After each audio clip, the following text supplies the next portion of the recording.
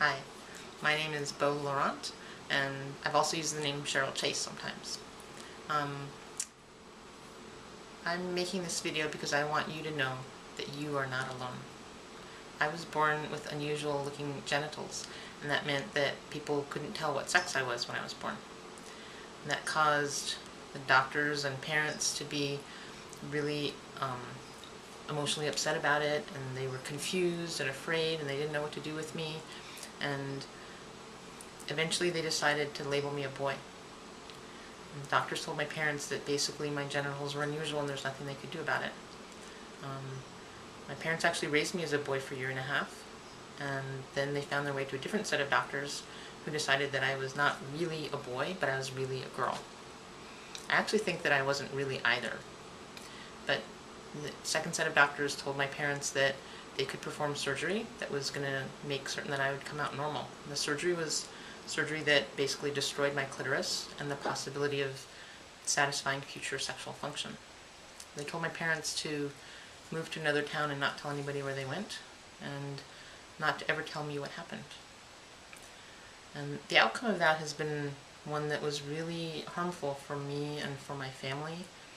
It undermined the ability for my parents and me to have a relationship over the long term. I'd like to talk to parents who have an infant and they have an intersex diagnosis or an intersex finding. I know that that usually produces a lot of emotional confusion, fear, anxiety, stress, and the thing is, some people think surgery will alleviate that emotional stress on the part of the parents, but it doesn't. And in fact, what we know is that when people are under that kind of emotional stress, they make terrible decisions. If you have an intersex baby and you're being pressed to make some decisions about surgery, push back. Now's the time to just get to know your baby, enjoy your baby, find some support, take some time to learn more about intersex and to come to be at peace with your feelings. One thing we know about really difficult feelings like that is that nobody stays in crisis forever. If you're in an emotional crisis, it feels like it'll be forever. But if you can get your way to a support group, you'll find parents who remember that time, but now they're living their lives. They're back to most every day is not about intersex. And they'll help you give some perspective.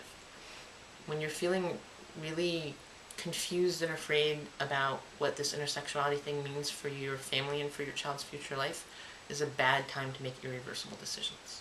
For me, the answer to all that was to be open about who I am and what happened to me.